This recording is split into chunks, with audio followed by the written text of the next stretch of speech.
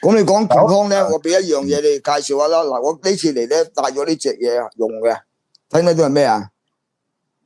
睇唔睇到啊，台長？四碌嘢係咩嚟噶？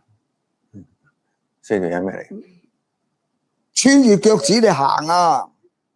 哦，我都有，但係唔係你咁大，我都有，但係冇你咁大，我都有用。你嗰啲唔夠力噶，如果你啲男人咁上下咧，你一定要買呢啲喺屋企平時行啊。行芭蕾步啊，明白。我都有用過。你嗰細好多嘅，你嗰細好多嘅，冇用噶。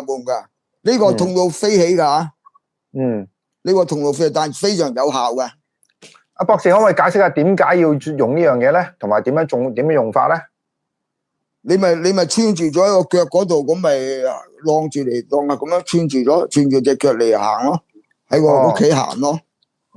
屋企行芭蕾舞咁行啊要。點解要咁做咧？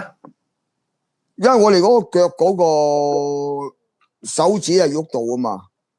而家喺世間上好少人練到呢啲腳趾可以攞嘢啊、夾嘢噶嘛，啱嘛？變咗佢個神經咧係唔夠靈敏嘅，同埋成個夾住咗啊！咁啊有好多沉積咧，啲垃圾咧，啲營養咧滯晒喺骨節嗰度嘅。佢晾下咧，佢晾翻鬆晒佢，所以痛到仆街。